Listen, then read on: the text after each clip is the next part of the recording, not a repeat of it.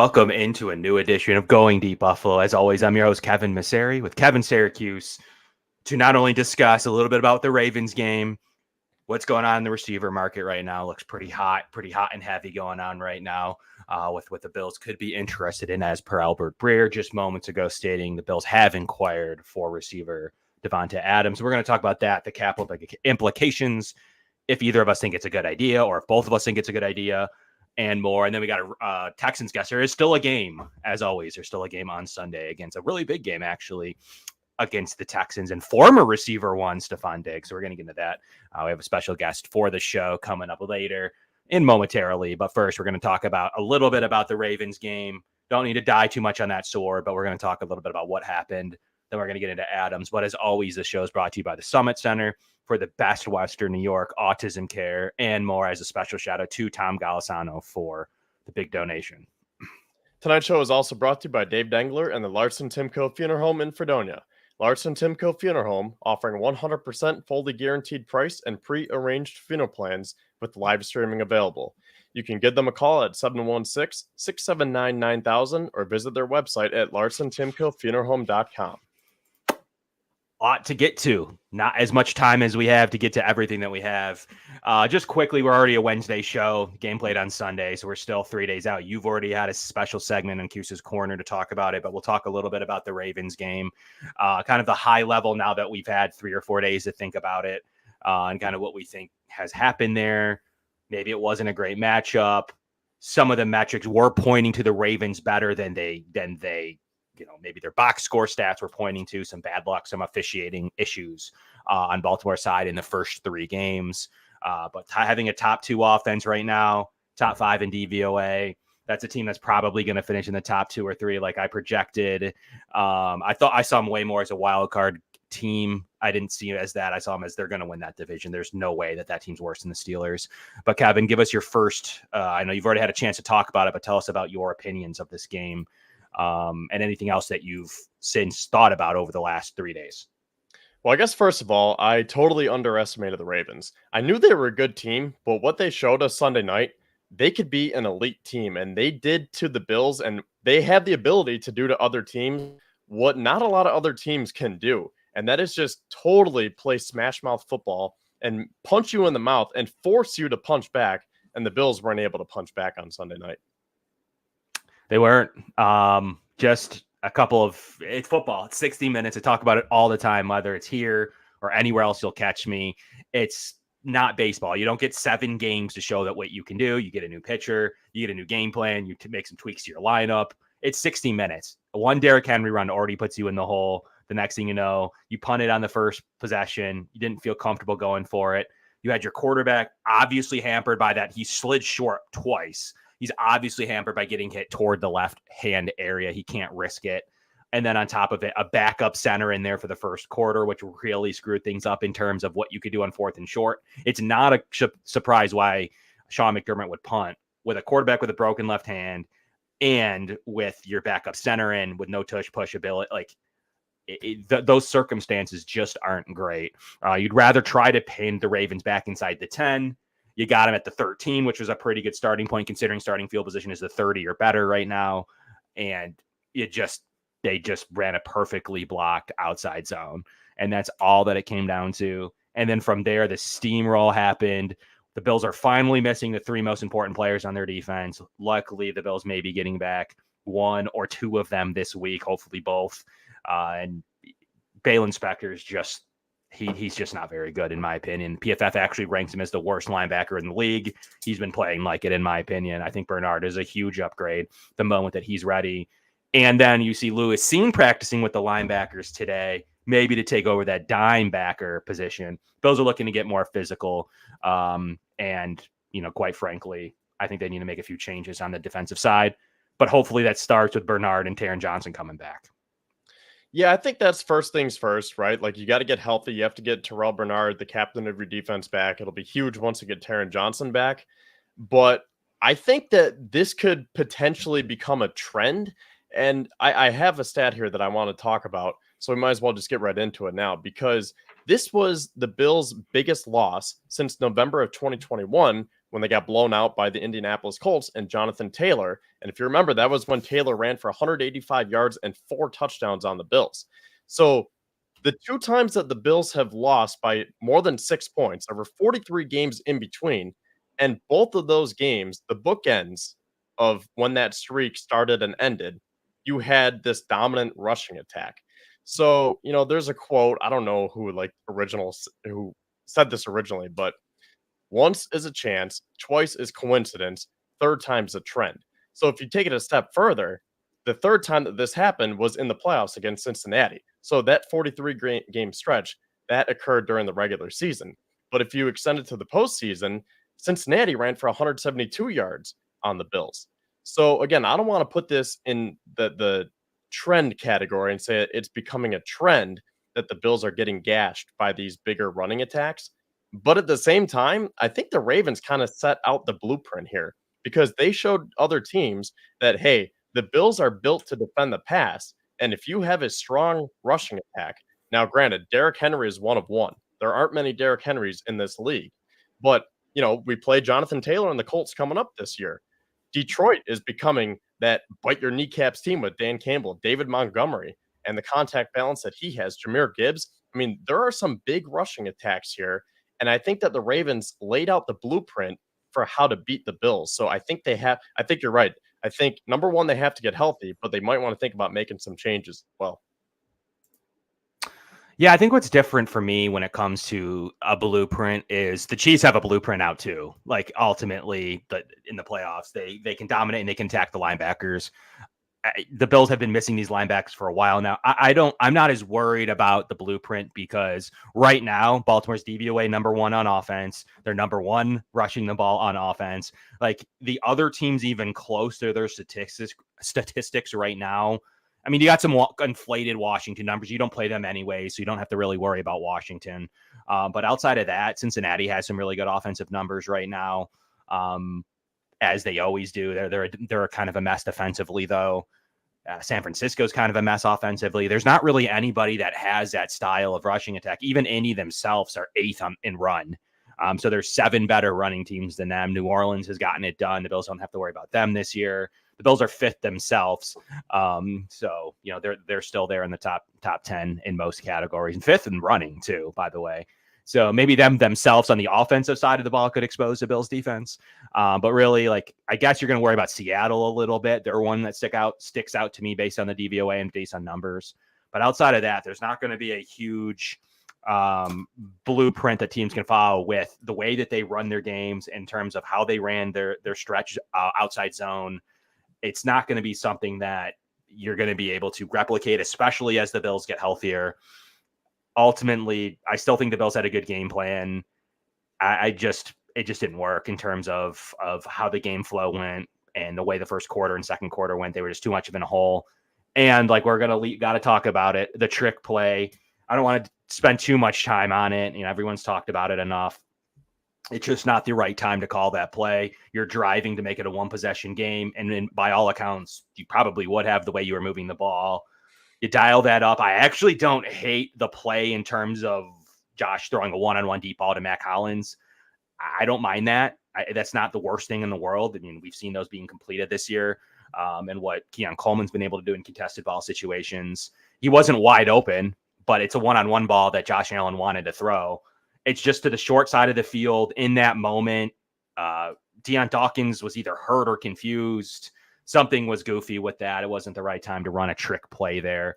Also, I wish that Curtis Samuel maybe didn't even flip the ball there to get Josh taking that hit.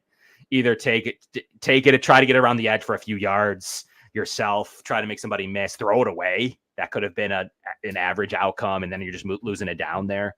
But ultimately, that's something that you can't have. I don't mind it because the defense was, beside Kyle Van Noy, they didn't really know what was going on either. You just had a 1-on-1 ball in the end zone at that point, which wasn't the world's worst thing. But outside of that, can't run it to the short side. The Bills' offensive line wasn't sure what was going on. I don't even think they realized that play was called from the looks of it. And ultimately, just wasn't the time, was it? No, because that was right after you finally thought that the Bills had that momentum, right? Like Josh Allen made that miraculous play. And I thought Eric Wood brought up a good point a couple of days ago on WGR, and he said that just because he pulled off that great play doesn't mean that the offense was going to be clicking, because that was essentially the Bills finding magic. Josh Allen found that magic. The Bills didn't find their offense. I mean, Allen was, what was the stat that came out? 0.9 yards away from the out of bounds line. I mean, he had 3 or 4 Raven defenders draped all over him, and he whipped it 52 yards down the field to Shakir. So, I mean, that was a great play. It was an incredible play, but I think that is a good point. That doesn't necessarily mean that they were going to find their offense, but I think that momentum is a great thing. And I think that the Bills started to get that momentum, started to get their footing.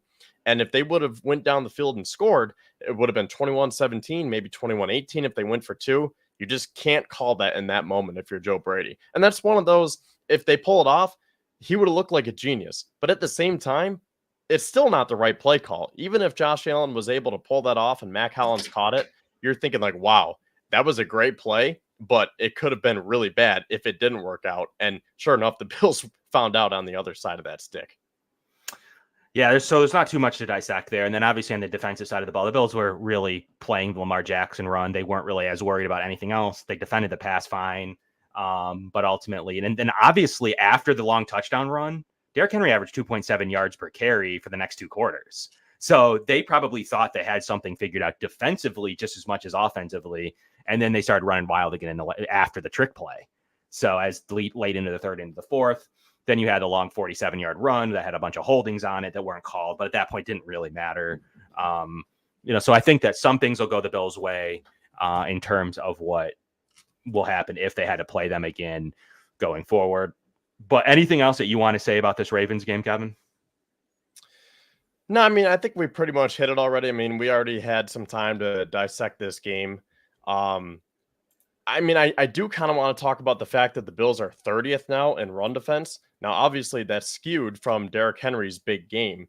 And the Bills have been up big in different games. So the game flow kind of depends on that. But the Bills are giving up over 156 rushing yards per game. And once we get our guest on, once Ruben comes on, I want to talk to him about the Texans rushing attack and Joe Mixon, because that stat that I had earlier when we opened up the show here talking about the last 3 times that the Bills lost by more than 6 points, just to reiterate, Indianapolis ran for 264 yards on the Bills. Cincinnati ran for 172. Joe Mixon was their starting running back. He had 105 of those yards. And then this past Sunday, Baltimore ran for 271 yards with Henry accounting for 199. But, so Kevin, again, you're talking about games 3 years ago. Like, I don't see the relevance there with games with the other offensive coordinators, like totally different teams. Like Mixon's on a different team.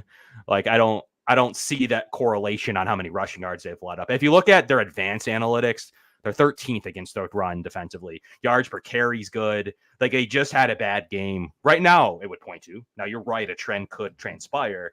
Right now, it looks like it's just a bad game, but it doesn't take many to make that a trend. But I can't really pull out of when you did. I mean, we wasn't even the same defensive coordinator technically. So I can't pull anything from games in 2021 or 2022. Well, I'm not saying that it's going to become a trend. I'm just saying that I want to ask Ruben if the Texans are going to try to follow that blueprint and say, Joe Mixon's healthy. He's had success on the Bills in the past. And based on what happened to the Bills last week, maybe that's where we can attack them. Because I'm thinking that they're going to want to go with CJ Stroud. They have a dynamic passing game. Stefon Diggs is going to be fired up. But I'm curious to see if part of the Texans' plan is to say, maybe we could exploit their run defense. Because if Terrell Bernard's not back, if Taron Johnson isn't back, as much as you want to pass on them, maybe the Ravens showed the rest of the league something else. Because McDermott's dime defense was working. Like, he was making Jamarcus Ingram look like an all-pro and Cam Lewis. But now we are seeing a different side of things where Derrick Henry made them look like UDFAs the other night. Yeah, so I think that it's the Bills. They're going to assume that no one's going to be able to replicate the Ravens game plan. So they're going to say, if you want to take it out of CJ Stroud's hands and you don't want to give the ball to Diggs, you're not feeling like Tank Dell, who's coming back off an injury, or Nico Collins, one of the best receivers in the league right now, actually, much better than Diggs at this point. Then go ahead. Like the Bills will probably say a Joe Mixon who's hurt, who hasn't practiced, still day to day with his ankle, week to week. Actually, technically, he was called last week. So even if he is able to go, he's already coming back from an injury, not his full strength at this point in the season right now. And then they've had backup injuries to Bernard Pierce, who's hurt. And then you're going to Cam Akers. Like, if that's what they'd prefer to do and try to follow that Baltimore game plan as a totally different offense and not CJ Stroud, as funny as it sounds, I think the Bills would say, go ahead and run it. Like, I ultimately think inside a dome, the Bills feel like their offense has a lot more success inside no environment in terms of the weather and able to where Josh Allen's numbers are historically good. And Houston's defense is playing decent, but I don't think they're very good. They definitely have some issues in the secondary, have some injuries there. I think the Bills are going to say, go ahead. If you want to run it with a hurt running back, I think they're going to allow that to happen. So I think that's where I believe Houston will show you what CJ Stroud can do with his receiving options, but we'll have to ask Ruben here shortly. We're going to get him on the show here momentarily. I do have another question for you. Yes. What do you think about the safety play? Because I know that's been a talking point over the last few days. And I think that this is a time where maybe we should start to see Mike Edwards. How do you feel about that? Because with Taylor Rapp suffering that concussion, we don't know if he's going to be back. I would err on the side of caution and say that he's probably going to sit this one out. Damar Hamlin did not play his best game the other night. He got shown up by Derrick Henry. Do you think this is a time that we see Mike Edwards and Cole Bishop? Because those were my projected starting safety. No, I said that it was going to be Rapp and Mike Edwards. Did you say that it was going to be Edwards and Bishop? I thought it was going to be Edwards. Yeah. Yep. That's what I thought. Okay. So now do you think that this is a time where your summer projections come to fruition? I think it's like the issue I have is kind of like Poona Ford. I kind of putting Edwards right now in the Poona Ford category where Poona Ford's played well after the fact. There's something going on where he's just not grasping the Bills defense. He's not even getting a jersey right now. The fact that they'd rather have Ingram on dime, they'd rather have Cam Lewis as the backup nickel. They don't need even he's not even going to play in front of Cole Bishop. There's an issue there. So I'm not sure if he doesn't fit the scheme as well as they thought or what personally is going on at the safety position. But ultimately, they're probably going to roll Hamlin. Here's what they're going to probably do. They're going to roll Hamlin. It's going to be the opposite now. It's going to be Hamlin and Cole Bishop this week. And then they're probably going to roll the following week, probably Rapp, and then finally Cole Bishop, in my opinion. So we're probably going to see multiple combinations. I don't think Edwards ever seen. He's going to be active. But the fact is their nickel right now is Cam Lewis. And when Taron Johnson comes back, I believe that Cam Lewis then goes to that dime role, or Lewis Seen, who they've been experimenting with on the practice squad as a former first-round pick, and they like Jamarcus Ingram. I just don't know where they see where they see Mike Edwards. I like Poona Ford too, but for some reason, and he's playing well now, but for some reason, he's playing pretty well for the Chargers, right? He is, yeah, he's playing good football. But for some reason, between now, he's in that Edwards and Poona Ford category where they both were looked at as potentially not big time, but solid players that could come in and start. I think they could end up being in the same category of how that works out, because for whatever reason, they're trying with different players from outside teams, and sometimes it just doesn't connect for them. So I would still like to see Edwards. I don't think the team will, though. I don't think the team moves him. I really don't. I think that he's going to be jersey on game day, and I don't think he's going to see any playing time.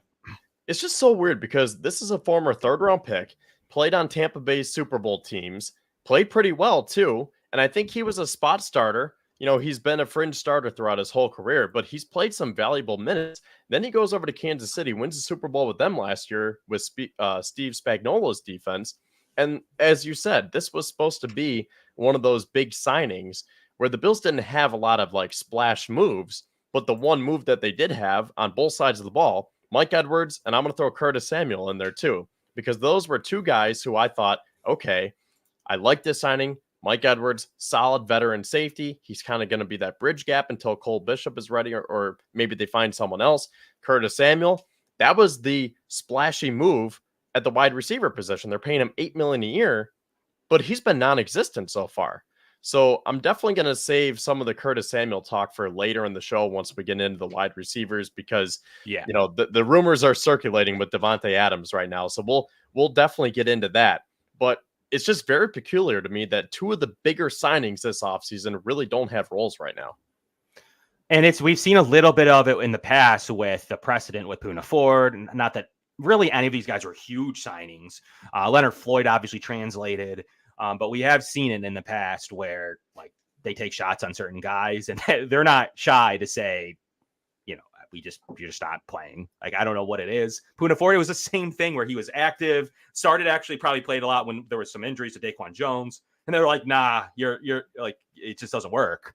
And I kind of feel that way with Mike Edwards. That may get a slight chance here, but I still think they're going to go safety of the future and Cole Bishop with Hamlin this week. And then when Rapp is back, looks like he's close. I wish I had Kyle Trimble on this week. I could have asked him to come on to kind of give us some updates, but he's already in the physical stage of the where you could run around the aerobics phase of the concussion protocol, which says he's almost borderline for this week, which I don't think he'll play, but he's borderline, but could play. I would assume he'll play next week against the Jets for sure. So with it only being a 1 week injury, I don't even think we see Edwards. I think they're going to try to transition Hamlin's spot to Bishop. Hamlin's going to get one more start here, in my opinion, but I would like to see them go straight up Edwards and Bishop. I just don't see them changing both spots out with the Rapp injury. It's not something they've ever done. But I personally would like to see it. I think that definitely would be decent to see a different safety swap there. They could say that, hey, we're making some changes, but I think the Edwards injury hurt him, Kevin. I think that's where it stemmed. And they're just ultimately like, this isn't fitting in right now. But I hope I'm wrong. I hope that they're able to show that, like, we're going to give Edwards a shot and he's going to have a shot to prove. I thought for sure he'd be in that third safety role, but he's not even earning that. That's the confusing part. If he earned the third safety role, I would feel better. But they like Lewis, they like Ingram. They're probably going to like even Bishop in that. And then when Taron Johnson comes back, and then Rapp comes back, let's say they're both back against the Jets, there's just 0 spots for Edwards. Like, there's nowhere he can play. That's confusing. There's something going on that he's not fitting in the locker room in terms of his play, not as a person. So I really don't know. He's going to go the wayside with Kyrie Elam. They're just going to hang out together. Neither of them are seeing playing time because everybody else is ahead of them everywhere. So that's kind of where it stands. And the Bills DBs and then their starting corners, we don't even need to talk about. They're playing so well. Christian Benford's still top 2 in most metrics. And then the fact that he didn't immediately shoot this one down was interesting when he was asked about Micah Hyde. That's an easy, like, we love Micah, but we don't see that in the future. That's not what he said. So that was interesting too. That like, he wasn't just like, no, Micah's rehabbing, he's at his house. He basically left it open to be like, you never know. Like, we can make that call here, which is weird. I wouldn't think that that'd be possible. So the safety room's strange. Once Rapp comes back, I think there's even less room for Edwards when Rapp and Johnson are back, because now you're pushing Ingram. Now you're pushing Lewis. I don't know why he didn't earn the third safety job, let alone the dime backer job. They're looking at Lewis Seen right now, Kevin. Yeah, that's kind of my problem. I don't even know. I think they would even go to Lewis Seen as the dime backer. I don't know where Mike Edwards fits and what happened. I'm just looking at his stats now. So 2022 for the Bucks, he had 82 tackles, 1 sack, 2 interceptions. Last year for the Chiefs, 51 tackles, 1 sack, 1 pick. And let me go to his Pro Football Reference page because I don't know exactly how many games he started. So last year was with Kansas City. Okay, so yeah, he played in 17 games, but he only started 5 of them. 2022 with Tampa, he started 12 of the 13 games that he appeared in. So, I mean, like, he produces when he sees the field. And he's not going to be one of these guys who is like an athletic freak and jumping all over the place. Like, he's not necessarily a ball hawk. I see him as more of like that center fielder who can kind of see the whole defense in front of him, instruct the guys around him, and be like, hey, this is what's coming. Let's be ready for it. So, maybe he's not going to have these gaudy numbers. Do you know his RAS score off the top of your head? I think I mentioned he was a 3rd-round pick in 2019. I don't off the top of my head, no. So, I mean, you could look it up, but I'm not sure. Yeah, so I think if we were to find that, it's not going to pop out and be like, oh my God, like, this guy has so much upside. I think he kind of is what he is, but what that is, I thought the Bills would have appreciated and wanted, like someone who understands what he's doing, someone who can get a grasp of the defense and kind of help these younger guys around him. But it seems like Mike Edwards is the one who isn't picking up the defense, and maybe these younger guys are surpassing him. 7.4 RAS, fine, efficient, 74%. Yeah, he's like above average, like nothing crazy. He's not a 9.4. He's not a Cole Bishop. Bishop's was what, 9.8 or something crazy like that? Yeah, they like Bishop's overall athletic profile. I think here's what I think about Bishop. It's his job. Like they're giving him to, if he struggles, that may be the only chance you see Edwards, or maybe they just go back to Hamlin. I just think that this is going to be the transition plan. Why they can make an excuse to play him as a rookie who missed time all preseason. He's going to get his chance here if he plays somewhat decent, and he showed some good support against the run even late in the game last week. I think it's his job. And then from there, I think that you're going to see the transition plan when Rapp comes back. It's just going to organically beat Rapp and Bishop. And then Rapp's contract does kind of point out that it was silly of me to assume it would be Edwards and Bishop, because his number does prove that he was going to be one of the starting safeties on the roster, and with his experience, and he's played well. Like prior to that injury that he had, the concussion, his numbers are good. Like I know we kind of remember some of the struggles last year. He's not always perfect in coverage. And then all we can think about is maybe that long Derrick Henry run, which wasn't his fault. It was perfectly blocked. Like honestly, any running back with speed. It's not like Derrick Henry broke 40 tackles. That was seriously a trend where James Cook runs that. Like literally any running back, probably that's any decent speed, hits that hole and scores. It's not like he arm tackled somebody. Did you see Russell Douglas though? Because he totally whiffed. That was bad coverage from Douglas, and Hamlin took a bad angle too. So I think that could have been eliminated. Now, to your point, yeah, the Ravens did execute it well. That was nice blocking, but Douglas just looked like a high school player out there, and he's like, oh, whoa, what just happened? Oh, Derrick Henry just ran right past me. And then Hamlin came in when he should have taken a better angle out. So I think that could have been avoided, but sure. Yeah. The Ravens do have a great run scheme. Yeah. And what I meant is in that scenario, like if you gave the ball to James Cook there, I think he scores. Like even with like Hamlin needs to be replaced. He's not an NFL level starter. I like him as a backup, and his story. He has good moments. He definitely can help in special teams. Is what you're looking for as a reserve safety. That is no issues. I just think you see his limitations, and you saw it prior to his injury in that Bengals game. You see the limitations there of DeMar Hamlin. So I think this is the transition plan. Hamlin gets one more game. I would love for them both to be replaced this week and see what we get in Edwards and in Cole Bishop. But I'd like to see McDermott hammered on that. He's not going to answer it, or even Babbage with what Edwards can do, especially this week with the Rapp concussion.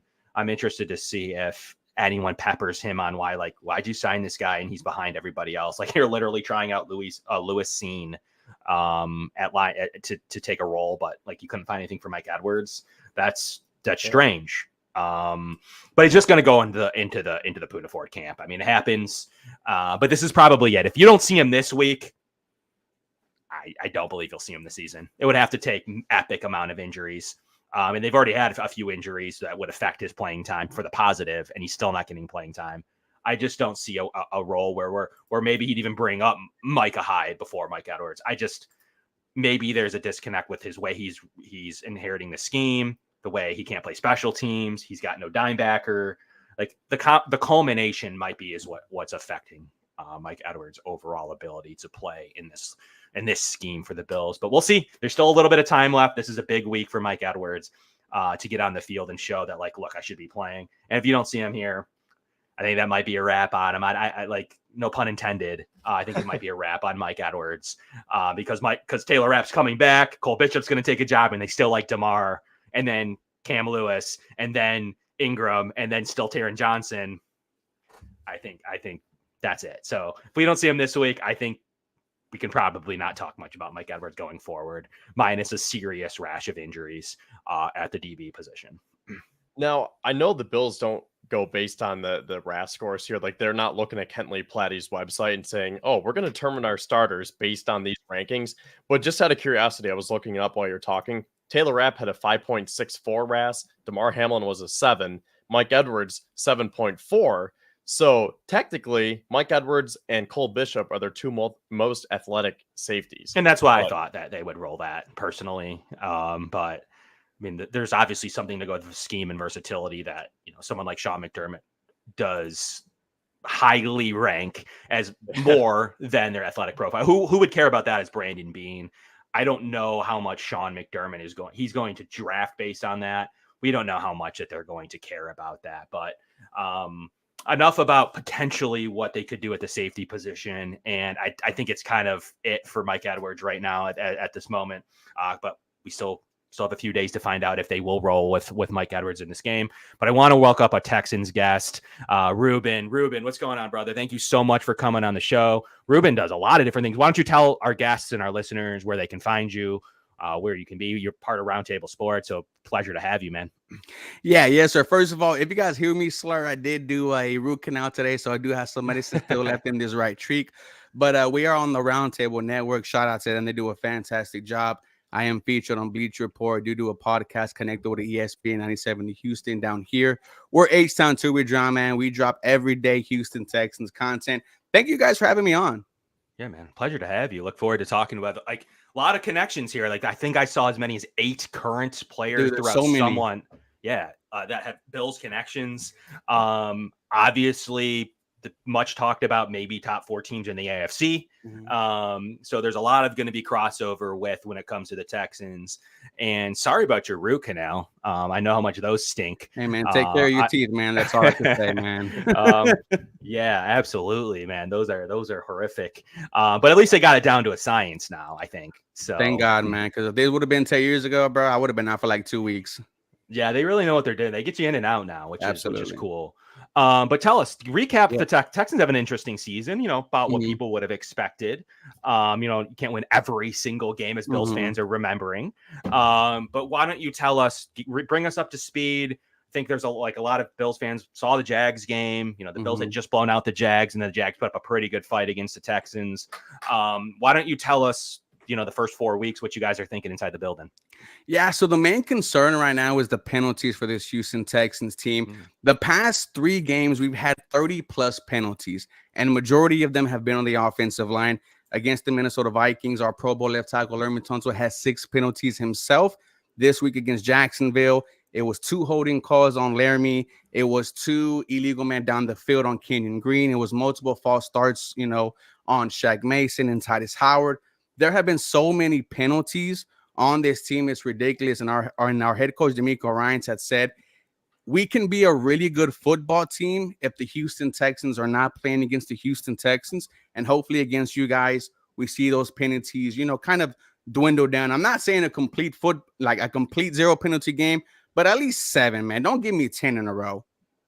Yeah, that's interesting. The Bills actually just faced the other most penalized team in the league in Baltimore, and then Miami the previous weeks. So it's weird. The Bills have played Miami, and then they played Baltimore and then Houston, all heavily penalized teams. It's a really weird stretch for them. Is there something you've noticed that, Baltimore claims in their case that they're all illegitimate? I don't know that that's true. How about in Houston's case?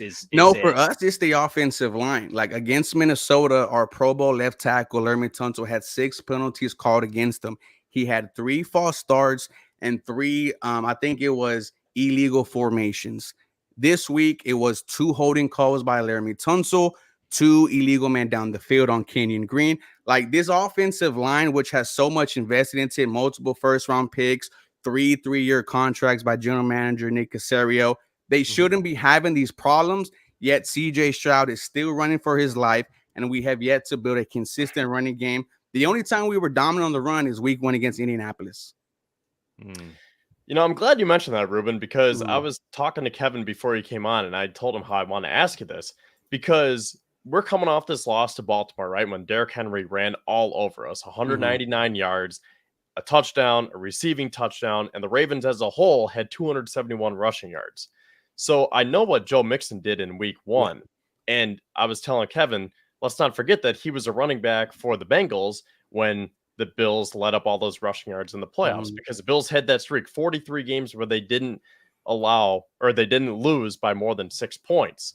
And it was bookended by Jonathan Taylor, 185 yards, 4 touchdowns, Derrick Henry, 199 yards. And then the one in the middle was extended in the postseason with Joe Mixon. So I know this is a prolific passing offense. Do you think that they would try to get Mixon going again and say, hey, maybe this is how we can attack the Bills? Now, recognizing that they might be without Terrell Bernard, might be without Taron Johnson, Do you think that they could try to get that run game going this week, or is that offensive line just too weak and not strong enough to be able to replicate what the Ravens did? Well, here's the thing, boys. Joe Mixon hasn't played the last 2 weeks, and he did not practice today. However, he did practice last Friday. So I think he will be good to go against the Buffalo Bills. I don't know how much they use him, but I know Joe Mixon is a huge part of this offense. With his ankle injury, he had a hip drop tackle, and the player that tackled him was fined by the NFL. I think we bring him along slowly. I think it's going to be the passing attack against the Buffalo Bills secondary. Fair enough. Interesting. That's what I told. That actually was the answer I gave Kevin almost exactly. Just did a little differently. That I think that the prolific style of what you have with Nico Collins and what you have with Stefon Diggs, and I like Tank Dell. Love Tank Dell coming out. I like him to stay healthy, but I really like Tank Dell coming out and what he can do. I really like him as a player. So, and he's seemingly back as well from the looks of it. That's going to be a pretty big he boost. Practiced today. He just hasn't been going so far this season. Our passing attack, to be honest with you boys, it hasn't really been what we thought. It's been this Houston Texans team barely scraping by, but like I mentioned in the intro, you got 3 games with 10 plus penalties. Of course, your offense is going to be hindered by that. So we have yet to see a full explosion of this Houston Texans passing attack. Would you say the penalties are maybe the reason why scoring is down? Because absolutely. Because last week against Jacksonville, there was 3 different times where we're in Jacksonville territory, but multiple penalties forced us out of field goal range. And it was the same the week before against the Minnesota Vikings. Like, granted, they kicked our ass, but there was around a time in the second quarter where you had 2 drives where you were in their territory and penalties pushed you out. It's been self-inflicted wounds. And if you go back to the game last week against Jacksonville, the first time you had an opportunity to have the football, your punter Steven Sims fumbled it, and it was it was Jacksonville who recovered 1 play touchdown of Brian Thomas Jr. It's been self-inflicted wounds that have killed this Houston Texans team the past 4 weeks. It's crazy that we're 3-1, Kevin. Yeah, because when I was looking into the stats, you guys have the 3rd best passing offense, but you're only 17th in scoring, averaging 19.8 points per game. So if you have such a dynamic offense, you have Stefon Diggs now, Nico Collins, who's leading the league in receiving, Tank Dell, Dalton Schultz, Joel Mixon when he's healthy, and you're not even averaging 20 points. I guess it comes down to penalties, and maybe are there some turnovers in there? Well, we're not really turning the ball over, man. It's just penalties, and that's what it's been since week 2. If you have 10 penalties and 6 of them are on the offensive side of the ball, you're not going to be able to do things. It's crazy that CJ Stroud had 340 plus passing yards, 2 touchdowns, 100 and plus something QBR rating, and we only won by a couple of points. And it's been the same thing the past 3 weeks. The Houston Texans are in the Houston Texans way. It got to the point, boys, where every big play we had, I immediately looked towards the bottom of the screen to see if any yellow popped up. It's been that much of undisciplined football from the Houston Texans. Our head coach, D'Amico Ryans, he kind of threw a shot at it. He's like, I guess we're trying to break the record for all-time penalties. And it's becoming a problem here in Houston. So that's our main thing going into this week 4 game. Yeah. And if you look at some of the further data would support like 21st rated rushing offense, DVOA says that you can't run the ball at all. Is that just a Joe Mixon? It's got to be more than just a Joe Mixon issue, right? Joe Mixon week 1, we had 159 yards. Joe Mixon played maybe half the game in week 2 against Chicago. Didn't really get a lot of things going. The last 2 weeks, Joe Mixon wasn't there. So, I feel like the numbers are skewed when Joe Mixon's not there. But when he's there, I think this Houston Texans rushing attack is pretty good. Like we didn't have a 100-yard back since I believe Devin Singletary last year, and that was because Joe. And then he had 159 yards, which is a career high for him. But we haven't seen that since week 1. Okay. I don't remember exactly what his name was. It was Will something with Fox 6 Sports, I think, in Houston. Yeah, Will Kunkel. Shout out to Will Kunkel. Okay, yeah, he was on WGR today, and Bulldog asked him the same thing. Like, do you think that the Texans could try to replicate what the Ravens did and try to get Joe Mixon in the running game going? And he goes, hell no, without even hesitating. So apparently everyone's kind of on board. It's going to be an all-out passing attack. Yeah, it's going to be CJ Stroud against y'all secondary. I don't think we have the running backs that the Baltimore Ravens have.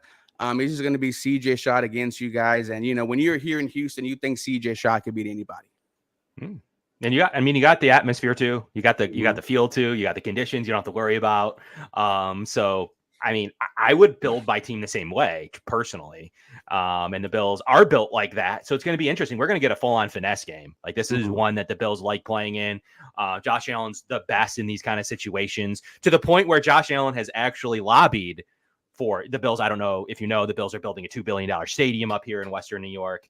And he was a lobby. He wanted it fully replicated like the Houston Stadium. Yeah, CJ Stroud, like his numbers inside versus outside are an entirely different quarterback. So I can understand why Josh Allen would want a stadium inside in Buffalo. Watch his numbers just soar. Yeah, absolutely. And they did like a half moon over it to block some of the elements, but they didn't ultimately decide on a covered stadium. Furthermore, he loves playing in Arizona. He loves playing, he's going to love playing I don't think he's been to Houston since 2008. I think his rookie year. He got hurt. Okay. His only injury he's actually had where he's missed time was against the Texans in 2018. I think he got hit actually in his throwing elbow or shoulder. It was the elbow. Yeah, it was the elbow.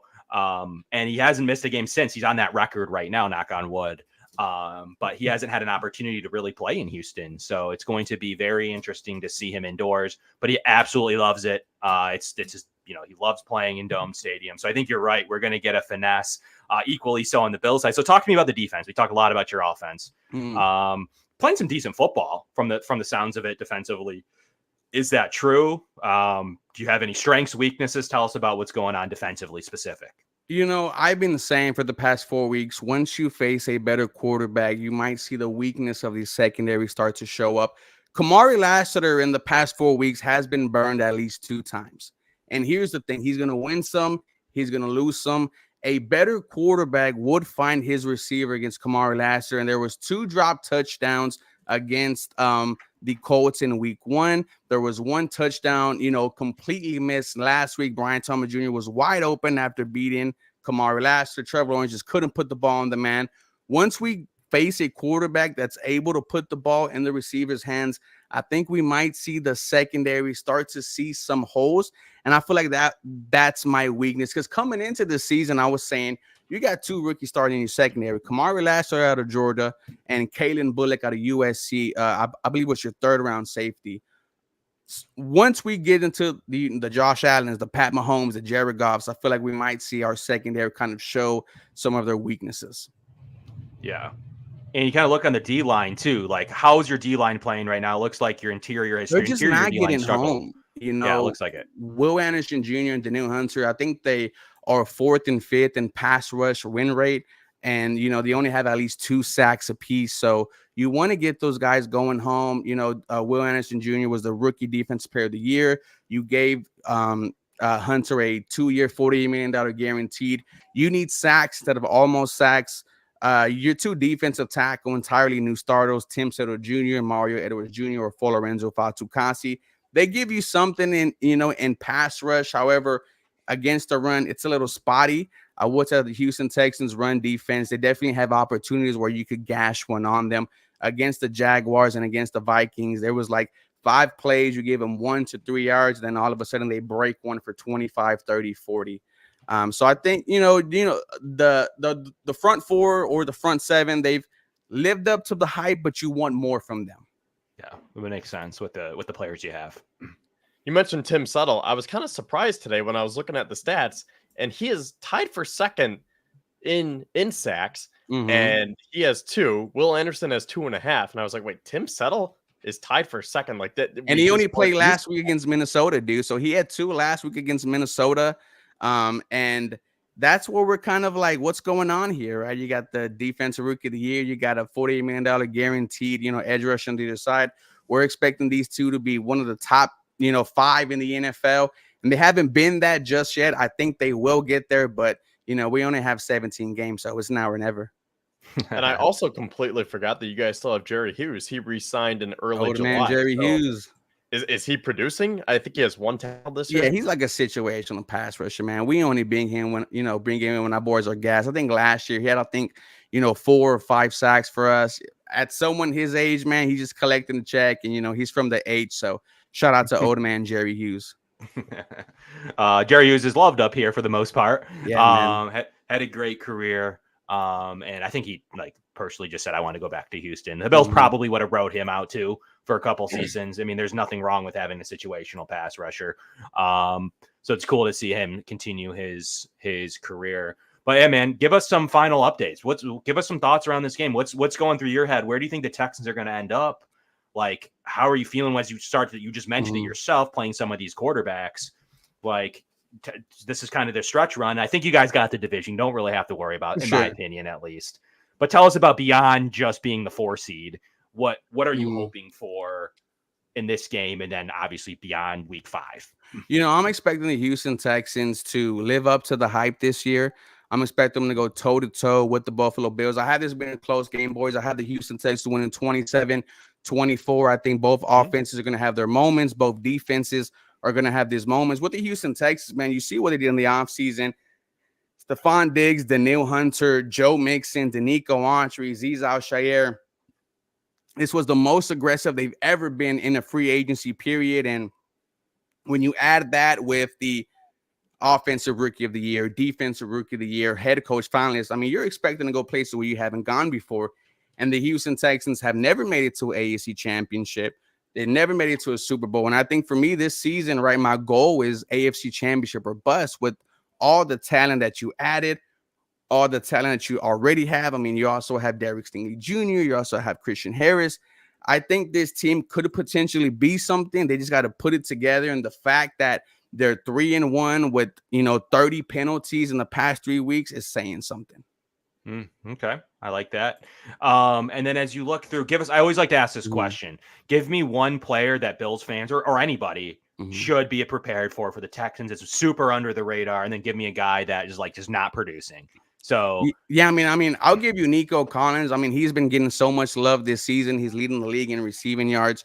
You're going to see 12 and think, man, this guy's nothing special, but you're going to notice that he is always freaking open.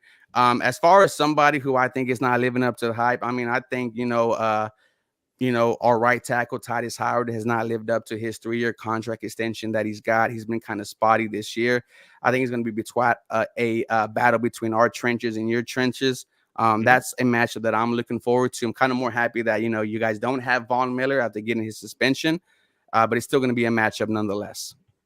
Yeah. Ruben, we went this whole conversation without mentioning Stefon Diggs. Hey, man, that just goes to show you how much talent. Look, I'm excited for this matchup. Stefon Diggs, it'll be ignorant for me to ignore the history between the Bills, between the Vikings. So far, it's been good. If you want to call this the honeymoon phase, we can call it the honeymoon phase. But he's been a leader ever since he stepped foot in the city of Houston. He's only here for 1 year. We've voided the last 2 years of his contract.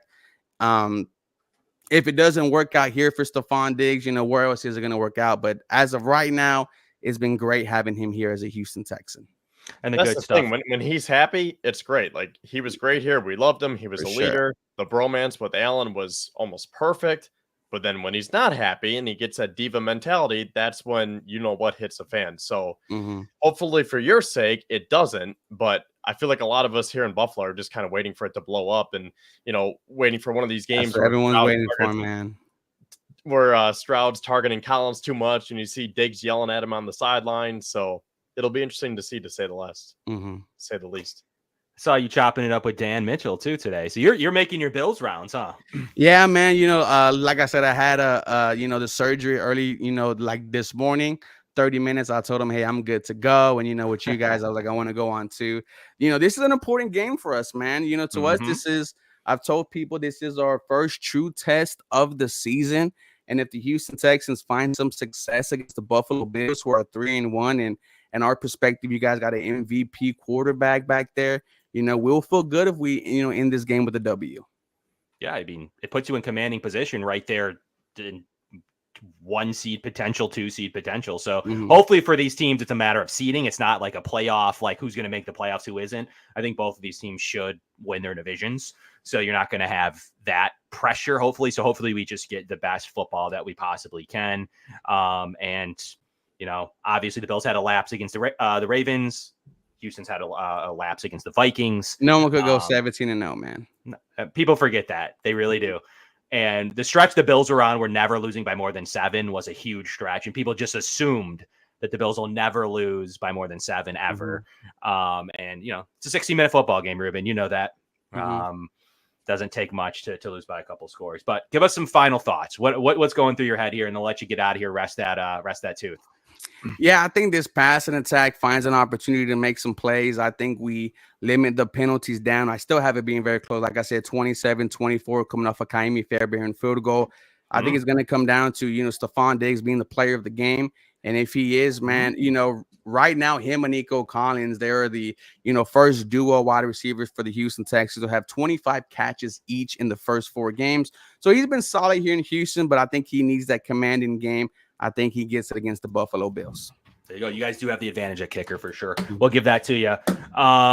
We're interested to see the Texans O-line, this connection with their receivers. The Bills are wishing they had the 3 trio that you guys have. So they're even in talks, and we're going to get, once you leave, we're going to get into our opinions of our receiver. Adams.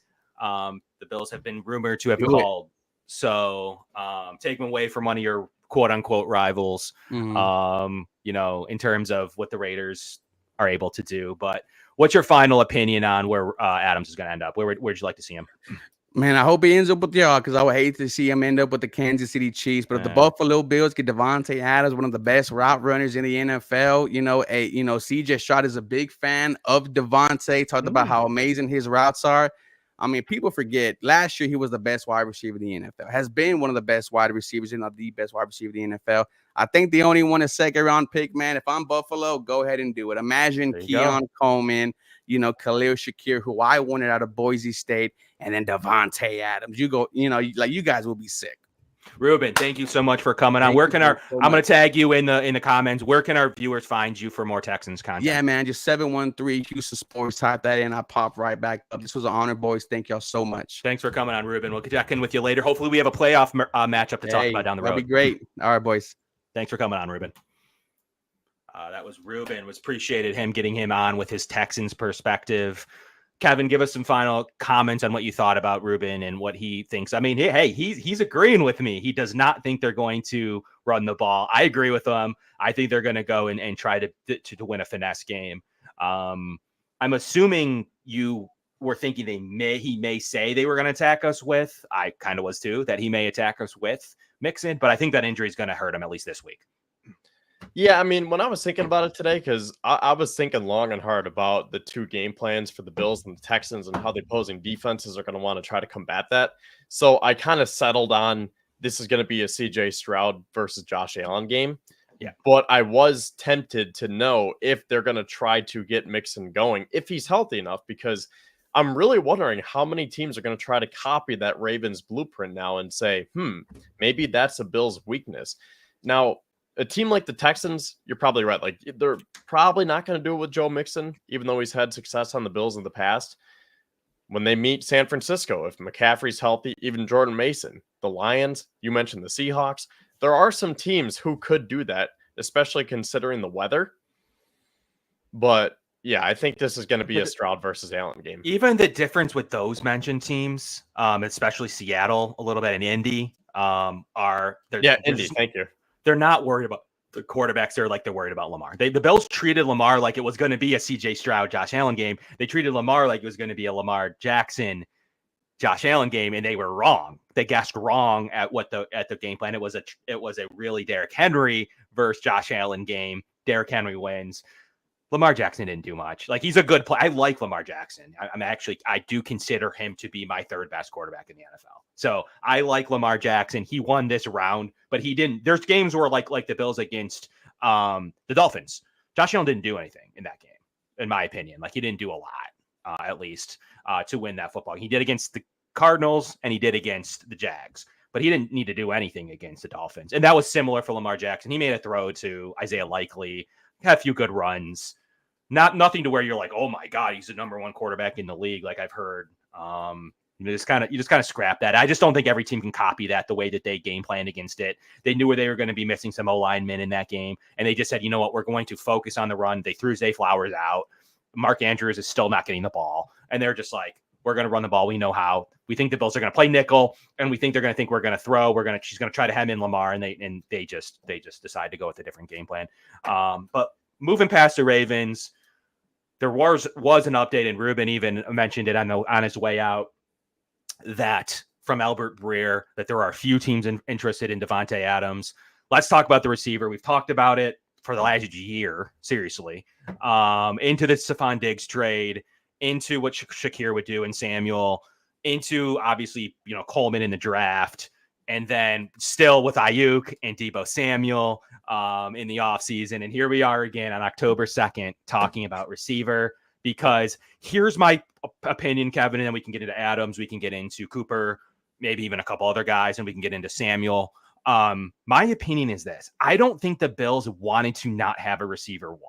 I don't think that was like, oh, we just don't want a receiver one. I think they felt like they had to figure it out. Like the article today that came out. The Bills think that they can win without Stefon Diggs and without a receiver one, which is relevant this week, playing Stefon Diggs.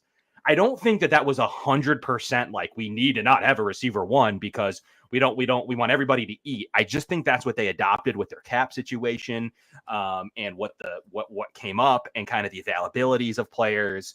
I don't necessarily think that overly points to the team saying, you know what, we don't need a receiver one because Stefon Diggs sucked. I think they like Stefon Diggs and wanted to make it work. That's why they traded him in the 10th hour, the 12th hour, for less compensation than I thought he could have got for as much cap as the Bills ate for a guy that was 29. Like, he's not even 33. Like, so to me, and still had years left on his contract that the Texans voided.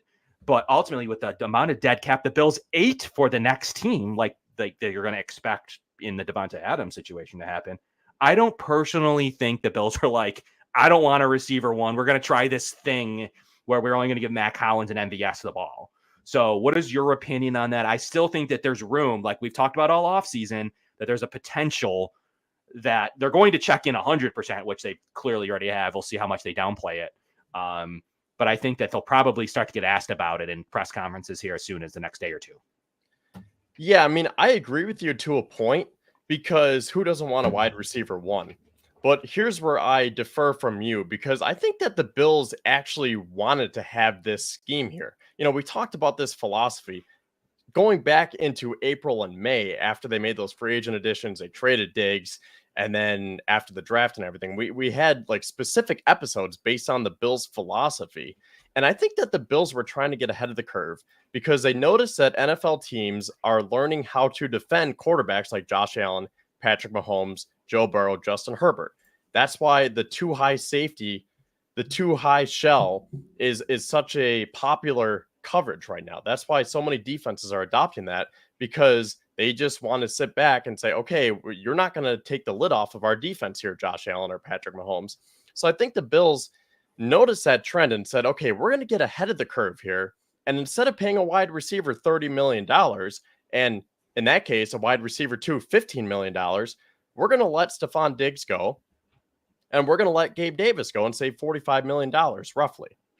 And instead, we're going to build our offense around guys who don't need 10 plus targets a game, who don't need millions and millions of dollars. And instead, we're going to go on these long sustaining drives, and we're going to win at the point of attack. We're going to establish the line of scrimmage. We're going to get our running backs involved. They have James Cook. I like what James Cook has been doing. They drafted Ray Davis. They used Ty Johnson. The Bills are actually using their RB3 effectively. They're going with 12 personnel. So it's Dalton Kincaid and Dawson Knox. Then they drafted Keon Coleman. Just everything that they did, the way they formulated their offense here, I think that was a tell that this is the Bills trying to get ahead of the curve and say, we don't need to be that prolific passing offense anymore. Instead, we're going to go on these longer drives, keep our defense off the field, and that's how we're going to win ball games. We're still going to put up our points, and we're not changing anything defensively. And I'm glad we're talking about this now, because when we're talking about the philosophies and the game plans, this is how it all kind of tied in for me today when I was thinking about it, because the Bills are going to do what they want to do against CJ Stroud, because they think in their mind they still have Josh Allen and they're still going to score their points. They're second in the league in scoring right now. They're just scoring in different ways that we've seen in the past. And now what you're seeing is their defense is still, I don't want to say bend but don't break, but they are built to defend the pass. They're not built to stop guys like Derrick Henry. So essentially, they're going to score their 30-plus points a game, but they're hoping that they're going to get up enough. Like, take the Jacksonville game, for example.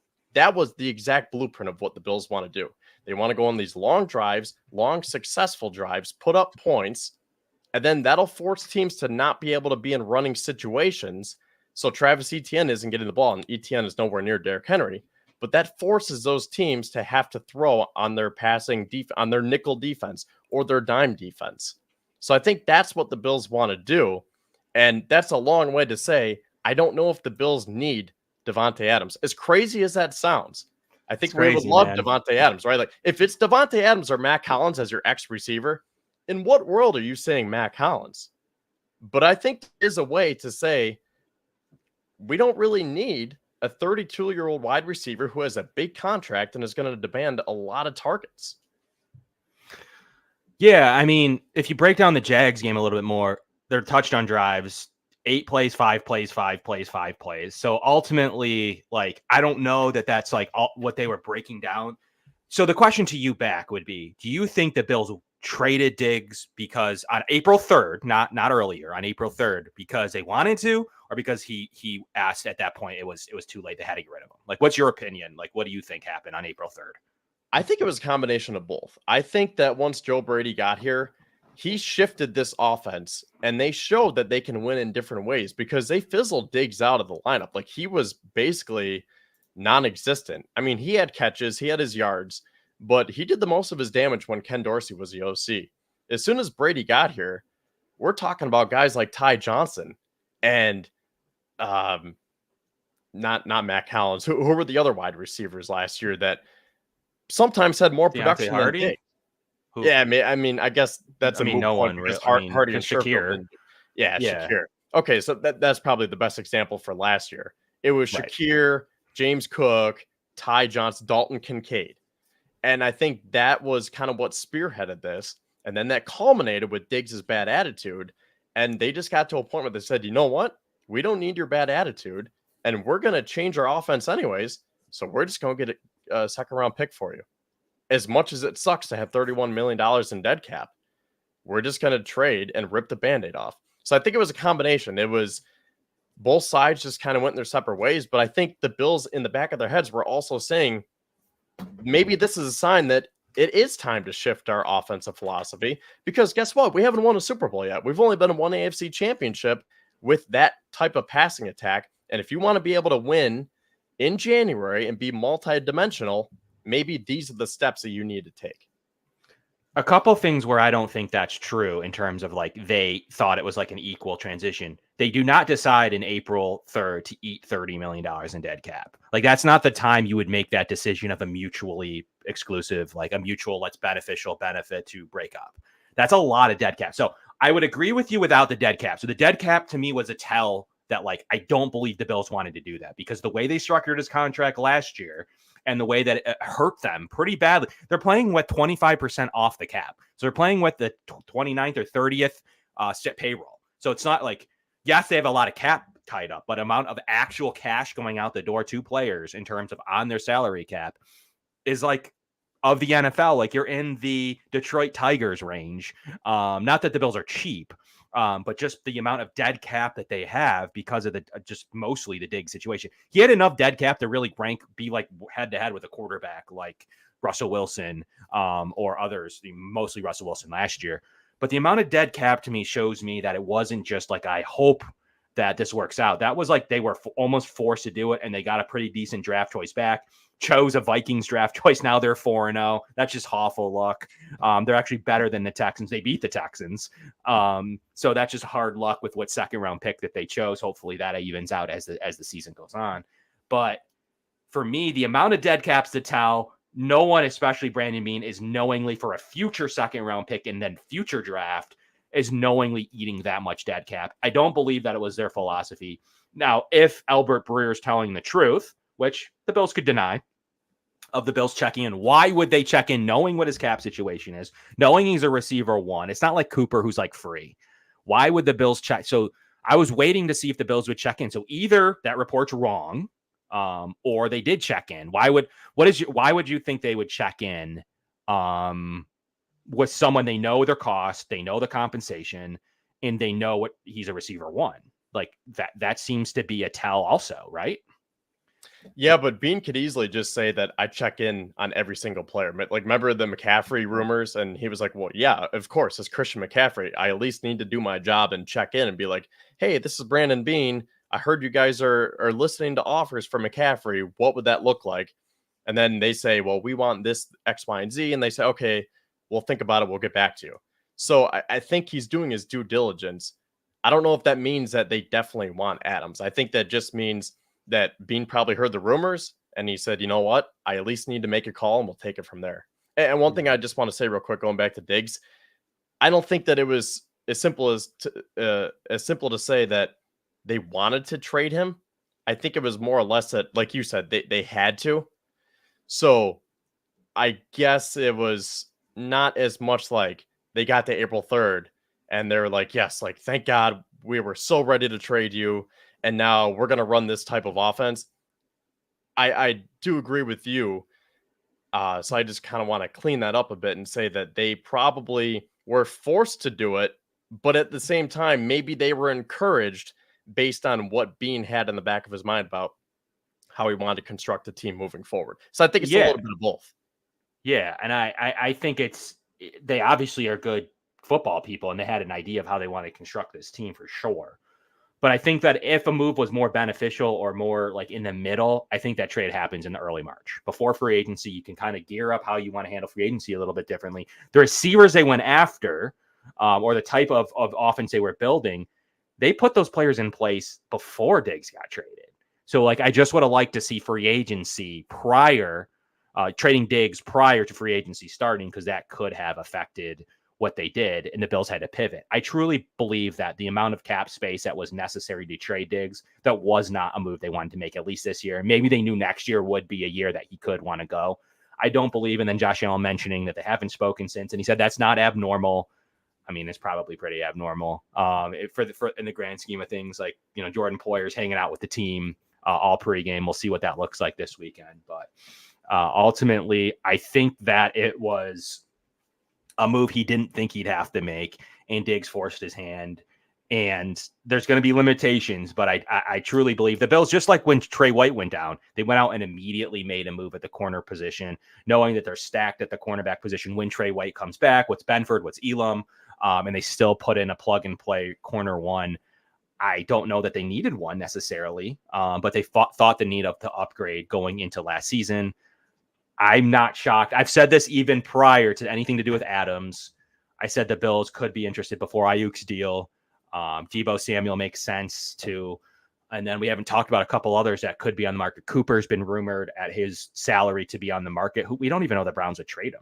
Like, he's not even like actually available on the market. So we don't know there. What could the Rams do with a bunch of their receivers in terms of, like, we've heard Cooper Kupp now. And their season's kind of getting away from them. The Jags, you know, they have Brian Thomas Jr. and Dave Davis.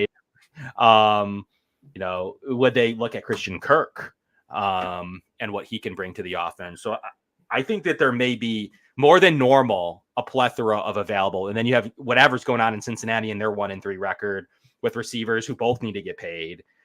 That's what's funny to me is that, like, and then you got rumors in Miami now. Tyreek Hill saying he waking up to trade rumors. Obviously, the Bills aren't going to trade with the Dolphins, but Tyreek Hill could take one of those teams out if he does end up getting traded himself. Jalen Waddle with a big contract could get traded. I think that they'll want to keep some of those pieces. But Jamar Chase is an interesting one with his $1.2 million salary this year, just like Cooper. We'll see what some of these teams are considering around the trade deadline. If they're not going to pay those receivers in Cincinnati, they need to trade them. Like, I don't know. They need to get some assets for them as soon as possible. So I just think that the Bills have the compensation. They're clearly going to make whatever team that they trade with eat some of the salary cap. If not, they can make some moves to clean up some space themselves. And ultimately, I think that they'd like to inject a receiver. And here's my counter argument. I don't know that James Cook is the style running back in January to supplement the fact of changing their game plan. He's a good vision runner in terms of hitting holes. He's a good cover too high shell running back. He has really good contact balance. But sometimes, to me, he's not a guy that breaks tackles. He can get bottled up behind the line of scrimmage. And I don't know that deep in games, when you're seeing Ray Davis play right now, and even Ty Johnson down in the goal line or down in the red zone, I don't know that they think that they made no moves at the running back position. They drafted Ray Davis, but they didn't even bring in a veteran like they normally do. I don't know. I don't know that they think that James Cook and Ray Davis deep into January can lead this offense. So you're saying, in response to how I was saying that they want to go on these longer sustaining drives and be not a run heavy team, but something else that I've been saying throughout the years, that they want to use the running game to set up the passing game. So are you going off of that point? Yeah, I'm personally worried that James Cook, look in this game, can't handle that himself. Yeah, you need someone like a Davante Adams to try to push that forward a little bit. Yeah, or even less to a lesser extent, like an increased passing game. That's when James Cook feasts. That's when teams are in, if they're not in the too high, like James Cook is almost like he's an okay running back, but if they're not in the too high, it almost loses the benefit. So that passing game for the Bills have always set up the run, whether it was underneath Dorsey, Dable, Brady's trying it a little bit differently, but that passing game has set up the run. And when they're in man coverage and they're not in that too high shell, the Bills couldn't run the ball against the Ravens. It's a big week. The Texans are a big week to see what they're after on the offensive side of the ball, for sure. More than defense, even.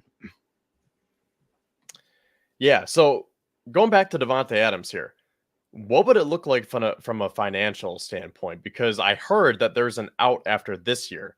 So I believe you'd only have to pay, not only, because the Bills have about $3.9 million in cap space right now. And Adams has a huge contract that extends for the next couple of years. But I think there's an out after this year. And if you acquire him at the deadline, you would be on the books for $13 million. Is that accurate? Depends when you acquire him. So if you're talking about literally at the deadline, you're more in the 8s. So it'd be about 8.5 at that point. So he actually right now. Yeah, right now. So every game, $1 million comes off that number. So it depends when you trade for him. And compared to the deadlines, around 8, little over 8. So 13 now, 8 at the deadline. And then, you can make the Raiders restructure his contract. Everyone's like, you got to redo the deal. You don't have to redo it. Restructuring a contract. Let me get this out there for anyone listening on the show. It doesn't have to do with Davante Adams. Restructuring a contract, you don't need to rip up a contract and make a new deal. You process paperwork. You literally put in a fax. It used to be a fax. I still think it was as recently as last year, or an email. And you say, we're restructuring his deal. Davante Adams gets his salary up front. You spread the cap space out, just like the Bills did right before the season started. It's not a new contract. It's just you're paying him up front in a signing bonus. That number then is reduced for his current pay because he just got it all. And then it's spread out throughout the course of your cap. Now, when you go and trade that player, that's now dead cap space because you've paid that player money. You need to account for it on your salary cap. So the Bills would benefit because now he's got the Amari Cooper deal where he's at $1.2 million at base salary. And the rest of it's already been paid to him by the Raiders. The Raiders would do that for a better draft choice. So right now, I'm not sure they're going to get the high pick that they think they're going to get if they're trying to stick somebody at this point with $16 million or 13 at the moment. So that's going to be, and now he's not playing. So they're going to have to already for a week or two pay him $1 million a game to not play before they trade him. So they're already kind of doing it. So it depends when he's traded, but I personally don't think that they're going to. The Bills ate a bunch of cap on Diggs. They're personally going to do it. And it's almost a rental because next year you have some team options. Like he's going to make $33 million a year, but none of it's guaranteed. He's going to have to redo his deal. No one from the Jets to the Bills to the Saints to whoever you think's interested. He's not going to play on that deal in the next 2 years. No guarantees on it. He's basically either going to redo it or he's cut. So it's more or less a rental to help your offense out this year, but at what cost? And then at what future cost if you're going to keep him?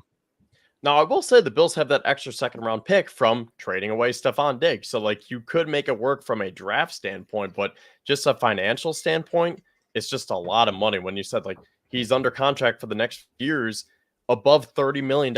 And I think, again, like I said at the beginning of this conversation, the Bills tried to get out of paying wide receivers $30 million.